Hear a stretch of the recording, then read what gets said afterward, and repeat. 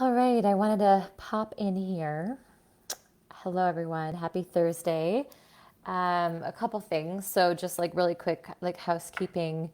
Just wanted to pop in and remind you that there's a prompt, right? So, we have a weekly prompt that I give to you on usually on Sunday in our session, or if not, then by Monday. And this week I gave it to you inside Sunday session.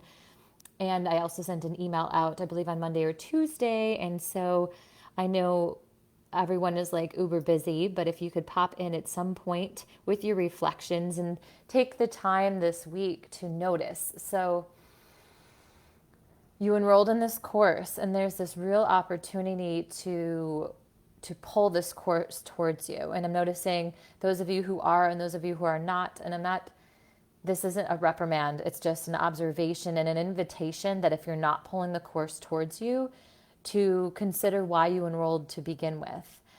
And my understanding or my assumption is that there's something that you'd like to experience in your life. Generally, when we think of manifestation, there's an outcome that you want to have made manifest, right? And so you did the boot camp slash incubator series with me and had all these radical kind of mental shifts and even some real visceral shifts because we did deep work in there. And then you wanted more. And so you're here and pull this material towards you. And part of my message today is reminding you that we're in a marathon, that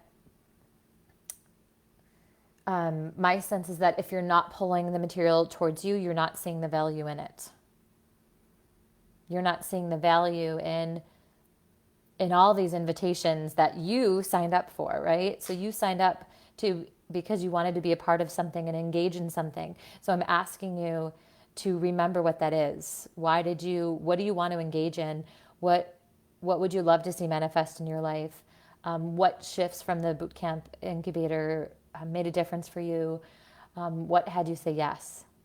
And allow that to help you allocate your energy to really pulling this material towards you. Finding you actually won't have to find time. That the time will be there for you because the choice is there. Like it's how do I say this better? It's like some of you haven't made fully the choice to pull the information towards you. Therefore, the time isn't showing up. It looks like there's no time to engage with the material. But the way I know how life works is that when you choose to be all in something, then the time is just there. So this might come across as like harsh or abrupt, and I'm not minimizing your like all the commitments that you have in life. And maybe there's really a conversation to be had, perhaps, of being overcommitted. And then, goes back to the question of what are you really committed to then in your life? And if you don't like the answer of what you're actually committed to in your life, then you get to do something about it. Because why am I sharing all this? Again, it's not a reprimand. It's like, I'm here because I am a stand that you have a life that you love and that you get all the things that you deeply, deeply desire. And I don't know that all of you are really connected with what you deeply, deeply desire yet. And that's partly the organization of my program, is that maybe that you're in that inquiry, that I don't actually expect you to actually know what your deepest, deepest desire is, but are you actually engaging in the inquiry? And that's why we did all the karmic healing work. Going forward, of course, I'm going to make edits and improvements, and you know that because this is beta. So that goes without saying, but there's a reason why we spent so much time looking at what are the patterns that were imprinted in my DNA? What are the patterns that I got through conditioning? And if you have, and we can unpack that more and more in your one-on-one sessions. That's why you have the one-on-one sessions. And that's why you have the Facebook group. You can ask me questions in the group. I want to answer them. I want you to use me. I want to support you in loving your life and loving what you're creating, and loving what you're committed to. And if you're feeling not enthusiastic or juiced up by your life, then this is the place to bring that. Why are you not juiced up? What are you committed to that isn't actually fulfilling you? What are you so committed to that you can't, that the time is not showing up for you to pull this course towards you? These are really good questions to ask yourself. Again, without blame or judgment, it's like, that's my job, is to confront you with some of these questions. And maybe I haven't done a good enough job of confronting you with those questions, but I'm feeling inspired to do it today. So here it is. And if it's triggering you, great.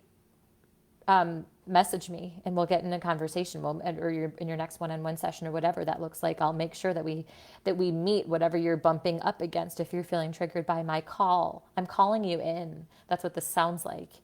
I'm calling you in to your desire that had you say yes to this program. And so that goes back again to, this is a marathon, and we really haven't, at the end of the boot camp, we did say, here's our goal, and this is what we're creating for the next 3 months. But that was kind of arbitrary. The number 3 months was kind of arbitrary. So if you took that maybe too literally or too much to heart, I apologize. Maybe in the future, I'll take that 3 months away, or I'll look at that.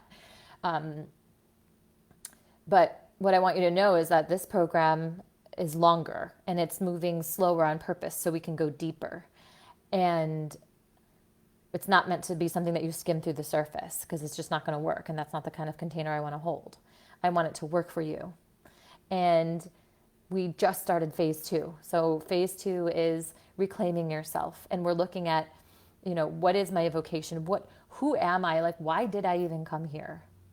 And that's the question. Like, in every minute of every day, does my life reflect that? Are the actions that I'm taking connected to that of which I am? And that is connected to your deepest desires. And most of us, myself included, I still unpack this. Most of us really settle. We actually don't stay connected to our deepest desires because it's terrifying. Because society doesn't set us up to really live in that sustainably. We have to carve out a new way of being with our deepest desires, which demands that we expand, demands that we dismantle things, demands that we remove things from our life that no longer serve us. Like, it's demanding. So I am intentionally being demanding, and demand that you show up more to this course. And some of you are pulling it towards you and some of you aren't. I'm just going to say it. And that has an impact on the whole group. So there are ways that I've been showing up, and there are ways that I haven't been showing up. And so I'm just recommitting to you and just letting you know that. I'm going to show up more and more with this kind of fiery energy and this kind of holding your feet to the fire too, and hold my feet to the fire. And that's my request always, right? So as we continue on in these next couple of weeks, we're going to be excavating more and more. Who am I? If you don't know how to get to the core of who you are without all the conditionings, if you don't know what charges your erotic body, really, we did a little bit of that in the boot camp, we're going to do more. If you don't know what your deepest desire is underneath what you think your desire is, if you don't know how to embody your desire as your desire, we talked about this in the boot camp as well, like as opposed to being a referred desire, you can actually embody your desire. Therefore, making it made manifest externally in the world becomes a moot point, because you are your desire. You can actually embody the thing that you wish to experience as you. And I know that's kind of a lofty concept now, and I'm still playing with what that actually feels like living in my body, and I'm tasting it. And I want you to taste it, and I want us to taste it even more until it becomes part of our every cell. And so I'm in this journey really with you. I'm leading the charge because I'm a couple steps ahead of course.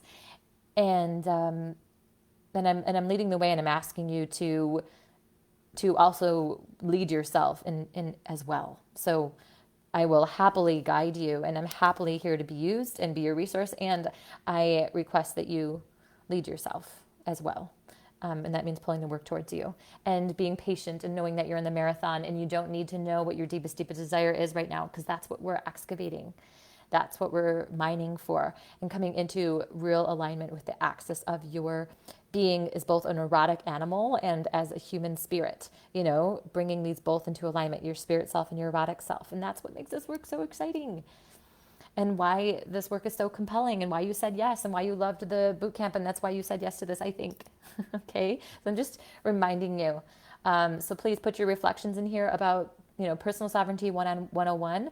The 2 questions are, what do you notice when someone trespasses your boundary, your energetic boundary. Not about them. It's not about them. It's like, what do I notice inside me? How do I know? This is part of excavating for your core self. How do I know what my own boundary is? What does it feel like? And I gave my example in the group. And the other is to look at what are the natural boundaries in nature, Mother Nature. This whole, the method or the curriculum is manifest like a mother. It's all about the archetypal mother because she's the ultimate genius of being a manifestor creator, right? And so where do you see natural boundaries occurring in the world, natural world? And when I went on my walk with my dog, I saw a beautiful one of tree branches pushing up through the concrete. It's a clear boundary. The tree's like, hey, I need space. And you know what? Boom, I'm going to move through you if you don't give me space. It's moving through the rigid concrete that, of course, we fabricated over the trees. Concrete's not part of nature. It's part of mankind, right? Well, I guess we're part of nature, but you know what I mean. So it's just really cool to see that the boundaries there. And then the concrete's, well, I have a boundary and I'm rigid. So if you're going to get through me, you're going to have to crack me. And so there it is. And it's there's no morality around it. It's just natural, wild, occurring boundary. And how valuable is that to witness the consequences of boundaries being broken? A tree must push up through concrete. That's that consequence of concrete being laid over a boundary. And the boundary must give and crack for the tree to come through. So there's, what a beautiful lesson just on something what seems so simple and mundane. And this course sometimes will feel simple and mundane, but that's where the richness is too, right? And then sometimes it's going to feel really radical and like exciting and sexy. And we're getting there. We're getting there back to the, erotic work. But for now, just really, the 1 degree of movement every day of paying attention to self, of engaging and pulling this work towards you, of dismantling wherever you see conditioning coming up, wherever oh no, there's that karma that I inherited again, or there's that conditioning I got from society again, and just like, attention, bringing attention and just removing, and you become this force. And that force of nature is you being, when you align with yourself, with your spirit and your humanness, it's like you're a force of nature, just like Mother Nature is the force of nature. And that's what manifests our lives. That's what attracts and draws what we really want. We embody what we want. Mother Nature says, I am a hurricane, and so she is. I am a beautiful tree, and so she is. So if whatever you want to call in, I am. But that's the tricky part. I don't really totally want you to call in anything yet, because I don't think you actually know what your deepest desire is yet. I'm still mining mine. I think once you think you know what your desire is, there's probably something underneath that. And of course, at some point, we could, endlessly search. But you'll know when you feel like the deepest desire, because it feels like you'll actually get a visceral like thunk from your, pussy or your root chakra. You'll feel the thunk, and it'll feel like simultaneously. And I've had this experience. And I'm, expanding more and more to hold my desires, because these deep desires require expansion, because we're conditioned not to hold them. They scare people, they scare humanity. We try to control forces of nature, hence putting concrete over tree branches. So when you feel you start to embody your deepest desire, it's actually simultaneously the most exhilarating thing and the most terrifying thing, because it's going to dismantle everything that you think you are. And it's also going to light up everything that you truly are. And that's exciting and terrifying, right? So pull yourself into this game, friends, if this is the game you're interested in. And if you're not, then, get in a conversation with me, because I'm not going to drag anyone in this game or on this journey. I'm here to lead the charge, but also with people who are leading themselves in addition, So that's my message. And I can't wait to hear from you. Love you all. All right, bye.